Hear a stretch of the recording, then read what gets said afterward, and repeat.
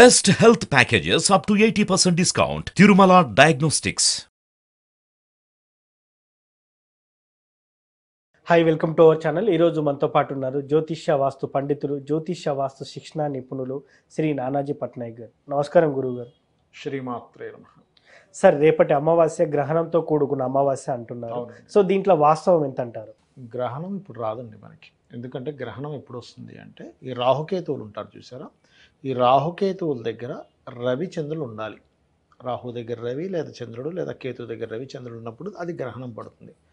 మనకి రాహుకేతువులు చూసుకున్నట్లయితే మీన రాశిలో ఉన్నాడు రాహు, కన్యా రాశిలో కేతు ఉన్నాడు. ఇప్పుడు మనకి అమావాస్య ఏర్పడేది ధనుసు రాశిలో, అంటే ఇంకొక 2 నెలల తర్వాత గ్రహణం వస్తుంది. ఇప్పుడే కాదు, అంటే ఆల్మోస్ట్ మార్చ్ టు ఏప్రిల్ మధ్యలో వస్తుంది మనకి గ్రహణం అనేది. సో ఇది గ్రహణం కాదు.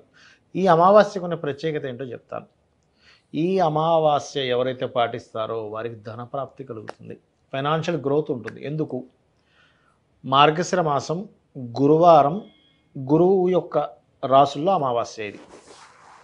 గురువు దేనికి కారకుడు అంటే ధనంలో నిలవధనానికి కారకుడు, అంటే సేవింగ్స్కి కారకుడు గురువు.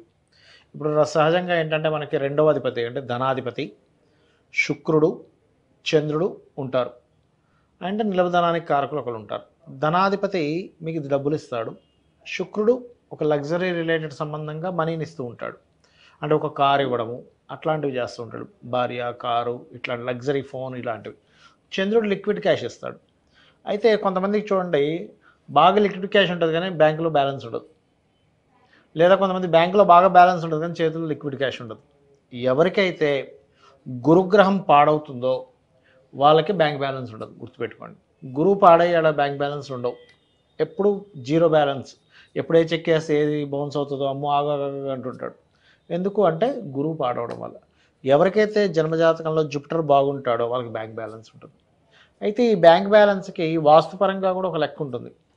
బ్యాంక్ బ్యాలెన్స్ బాగా పెంచుకోవాలంటే వాస్తులో నార్త్ వెస్ట్లో తెల్ల గుర్రాలు బొమ్మ కనుక పెట్టినట్లయితే కూడా కొంచెం అక్కడ సపోర్టింగ్ జోన్ అంటారు, బ్యాంక్ బ్యాలెన్స్ జోన్ అంటారు. వాస్తులో ఇది ఒక ప్రక్రియ ఉంది శాస్త్రంలో. ఆ తెల్ల గుర్రాల బొమ్మలు పెట్టడం కూడా మంచిదే. అయితే అది పౌర్ణమి రోజు పెట్టాలి, అమావాస్య రోజు పెట్టకూడదు. పౌర్ణమి రోజు కానీ లేకపోతే సప్తమి రోజు కానీ ఇట్లా ఒక మంచి తిథి మంచి యోగం చూసుకుని పెట్టాలి, లేదా రోహిణి నక్షత్రం రోజు పెట్టినా కూడా మంచిదే. రైట్, ఇప్పుడు మనం అమావాస్య దగ్గరికి వచ్చినట్లయితే ఈ అమావాస్య ఏదైతే ఉందో మనకి ధనస్సు రాశిలో జరుగుతున్నప్పుడు మీ పాస్ట్ లైఫ్లో బ్యాంక్ బ్యాలెన్స్ ఉండాల్సిన యోగం ఏదైతే లేదో ఇది ఇస్తుంది. మరి దీనికి ఏం చేయాలి, ఎటువంటి రెమెడీ చేసుకోవాలి ఏమిటి అని చెప్పి చూసుకున్నట్లయితే మనకి శాస్త్రాల్లో దేవీ భాగవతంలో ప్రత్యేకంగా అమావాస్యలు పౌర్ణములు చతుర్దశి అష్టమి ఇట్లా కొన్ని తిథులు చెప్పబడ్డాయి. ఆ పర్టికులర్ తిథుల్లో ఏంటంటే అమ్మవారి ఆరాధన ఫైనాన్షియల్ గ్రోత్ను పెంచుతుంది. Not only financial growth, Lakshmi యోగాన్ని ఇస్తుంది. లక్ష్మి అంటే ఏంటి? గుర్తింపు. అంటే వీళ్ళకి గుర్తింపు అనేటువంటిది పెరుగుతుంది. ఎలా చేయాలి, ఏం చేసుకోవాలి అంటే ఈ అమావాస్య నాడు ప్రత్యేకంగా మనము కాలభైరవుణ్ణి కాళికా అమ్మవారిని అదేవిధంగా అమావాస్యకి పితృదేవతలకి చేస్తూ ఉంటాం. ఇప్పుడు పర్టికులర్గా మీన రాశిలో రాహు సంచారం జరుగుతున్నందుకు పితృదేవతల కోసం అని చెప్పని మీరు ఏదైతే స్వయం పాకం అని ఇస్తారో అది బ్రహ్మాండంగా పనిచేస్తుంది.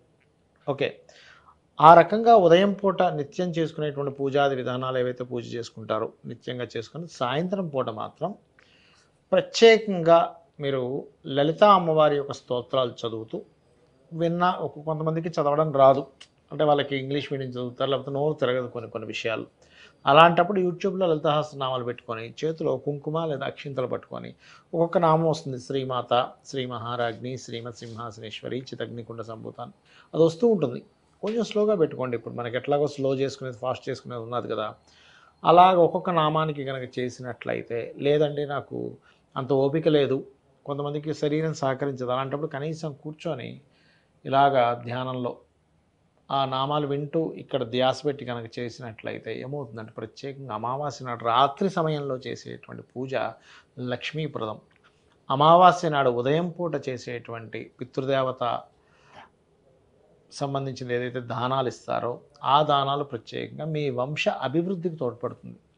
అంటే వంశాభివృద్ధికి తోడ్పడనటువంటివి ఏమిటి? వివాహం అవ్వకపోవడము, సంతానం కలగకపోవడము, ఏం చేసినా కలిసి రాకపోవడం, ఇవన్నీ కూడా వంశాభివృద్ధికి లేనట్టే కదా దానివల్ల. ఇవి కలిసి రావడం జరుగుతుంది. అందుకే మీరు గమనించినట్లయితే అమావాస్య ముందు కానీ, సంక్రాంతి వచ్చే ముందు కానీ, ముఖ్యంగా అమావాస్యకి దగ్గరలో చాలామందికి చనిపోయిన వారి కళ్ళలోకి వస్తుంటారు. అవు. ఎందుకు కళ్ళలోకి వస్తుంటారంటే, ఈ అమావాస్యకైనా మాకు ఏదైనా చేయండి, అదేదో వాళ్ళు తీసుకుందామని కాదు. వాళ్ళ ఉద్దేశం ఏంటంటే వాళ్ళకి తెలుసు ఇప్పుడు ఎట్లా అయితే దేవతలకి ఫ్యూచర్ ఏం జరగబోతుందో తెలుసు కాబట్టి వాళ్ళు ఏం చేస్తారంటే వచ్చి వీళ్ళకి ఇది సంథింగ్ గుడ్ ఆర్ బ్యాడ్ ఉంటాయి కదా, జరగాలి అంటే అక్కడ వాళ్ళకి మీరు చేసేటువంటిది ఏదైతే దేవతా సంబంధించినవి, మన పితృదేవతలకు సంబంధించింది ఏదైతే ఉందో, దేవతా సంబంధించింది ఎలా పూజ చేస్తామో పితృదేవతలు కూడా చేసినట్లయితే వాళ్ళ బ్లెస్సింగ్స్ వస్తాయి. వచ్చినప్పుడు వీళ్ళ హెల్త్ అనేటువంటిది బాగుండడం కానీ, వివాహం అవ్వడం కానీ, ఇవన్నీ కూడా జరుగుతాయి. అయితే కొంతమందికి లలితసహస్రనామాలు ఫోన్ కూడా లేదనుకుందాం, కాసేపు కనీసం కూర్చొని శ్రీమాత్రే నమః మంత్రం చేసుకున్నా సరిపోతుంది. అయితే అమావాస్య నాడు ఎవరికైనా ఫైనాన్షియల్ గ్రోత్ కోసం అనుకున్నాం కాబట్టి నవవిద్రుమ బింబశ్రీ న్యక్కారి రదనచ్చద అనే నామస్మరణ, అంటే ఓం నవవిద్రుమ బింబశ్రీ న్యక్కారి రదనచ్చద, ఈ నామం ఎంతసేపు చేస్తే అంత మంచిది. ఈ రకంగా చేయడము. లేదా కొంతమందికి ఎలా ఉంటుందంటే ఇందులో ఇరుక్కుపోయినట్టు ఉంటారు, బాగా అసలు స్ట్రక్ అయిపోయానండి లైఫ్లో అని. అమావాస్య నాడు ఈ ఏదైతే నవవిద్రుమశ్రీ మాట చదివి ఇది ఒక హాఫ్ అన్ అవర్ 1 అవర్ చేసుకున్న తర్వాత గజేంద్ర మోక్ష ఘట్టం ఉంటుంది, అది చేసుకున్నా కూడా వీళ్ళు సఫర్ అవుతుంది, దాని నుంచి బయటకు రావడం జరుగుతుంది. అది సార్ ఇప్పుడు మీరు చెప్పినవి అన్నీ చేసిన వారికి ఎన్ని రోజుల్లో ఫలితం చూడొచ్చు అంటారు? మరి ఒకటేనండి, వీళ్ళు చేసే శ్రద్ధ మీద ఉంటుంది, అంటే కంటిన్యూస్గా చేయడం మీద ఉంటుంది. అమావాస్యతో మొదలుపెట్టి ఒక 1 మంత్ కంటిన్యూ చేశారు అంటే సింపుల్ ఏం లేదండి. ఇప్పుడు మీరు ఉన్నారు, జిమ్కి ఎప్పుడైనా వెళ్ళారా? మీరు వెళ్ళలేదు సార్. వెళ్ళలేదు. పోనీ వెళ్ళే వాళ్ళు ఉంటారు కదా. అవును. మీరు కంటిన్యూస్గా ఒక 3 మంత్స్ 6 మంత్స్ వెళ్ళిన వాడికి ఖచ్చితంగా ఫిట్నెస్ వస్తుంది. అవును. జీవితాంతం వారానికి ఒకసారి వెళ్ళేవాడికి ఉంటుందా? ఉండదండి. ఎందుకు ఉండదు అంటే వారానికి ఒకసారి వెళ్తే మీకు ఇక్కడ ఫిట్నెస్ అవుతుంది. అవును. డైలీ కంటిన్యూస్గా వెళ్ళొస్తే కూడా కాదు, అక్కడ పర్ఫెక్ట్గా 1 గంట 2 గంటలు చేయాలి సీరియస్గా. జిమ్కి రోజు వెళ్ళినోడికి కూడా రాదండి, సీరియస్గా చేసినోడికి వస్తుంది. అవును. అది ఎట్లాగో మంత్రం కూడా అంతే, డైలీ చేస్తే 40 డేస్లో మీకు ఖచ్చితంగా ఫలితం చూపిస్తుంది. 100%. 100%. సార్ ఇంకో విషయం సార్, మంత్రాన్ని పర్టికులర్గా ఈ టైంలోనే చదవాలి, ఈ టైంలో చదవకూడదని ఏమన్నా ఉందంటారా? అంటే ఈ టైంలో చదవకూడదని కాదు, ఉదయం పూట చదివితే ఎనర్జీ ఎక్కువగా ఉంటుంది. ఓకే. కాస్మిక్ ఎనర్జీ అంటూ ఉంటారు, కొంచెం ఎక్కువగా ఎనర్జీ ఉంటుంది, అంతే, అంతకుమించి ఏం లేదు. ఉదయం ఉదయం పూట కానీ నైట్ టైం కానీ ఎక్కువ ఎనర్జీ ఉంటుంది. ఉదయం సూర్యోదయం తర్వాత చేసేదంతా కూడా ఎనర్జీ కొంచెం తక్కువగా ఉంటుంది, ఎక్కువసేపు చేయాల్సి వస్తుంది అంతే. సంధ్యాకాల వేళంలో అంత ఉండదా? అలా అని కాదు, ఉదయం త్రికాల సంధ్యలు అంటారు చూసిన, మధ్యాహ్నము అవును, సాయంత్రము గాయత్రి చేస్తారు, అవును. అది వేరు. నేననేది ఏంటంటే పర్టికులర్ మంత్రాసు early morning or night time అమ్మవారికి సంబంధించినవి చేసినప్పుడు మీరు ఎంత ఎక్కువసేపు చేస్తారనేది ముఖ్యం, ఎంత శ్రద్ధగా చేస్తారనేది ముఖ్యం, ఎంత కాన్సన్ట్రేషన్గా. చాలామంది చేస్తుంటారు, ఇప్పుడు జపం పెట్టుకుంటారు, అవును. జపం చేస్తూ చేస్తూ చేస్తూ ఆలోచన ఎక్కడికో వెళ్ళిపోద్ది. ఆ ఫ్రెండ్ నిన్న అవును. ఏమైందో కలుస్తాను కలవలేదు, ఎన్ని ఆలోచనలు వెళ్ళిపోతే మీకు ఇంకా జపం ఎక్కడ నడుస్తుంది? అవును. నేను అనేది అది, మీరు గంట చేయనక్కర్లేదు, 10 నిమిషాలు చేసినా కంప్లీట్ కాన్సన్ట్రేషన్గా చేయండి అంటున్నాను నేను, మీకే తేడా తెలుస్తుంది. అది థ్యాంక్ యూ సార్. ఆ అమావాస్య రోజు ఏం చేయాలి, ఏం చేయకూడదు, ఆ డబ్బు సమస్యతో బాధపడుతున్న వారు ఏ రెమెడీ చేస్తే ఫలితం ఉంటుందని చాలా చక్కగా చెప్పారు. Thank you so much. శ్రీమాత్రే నమః. చూశారు కదా, ఇది వాటి కార్యక్రమం. మరో కార్యక్రమంలో మళ్ళీ కలుద్దాం. Thank you.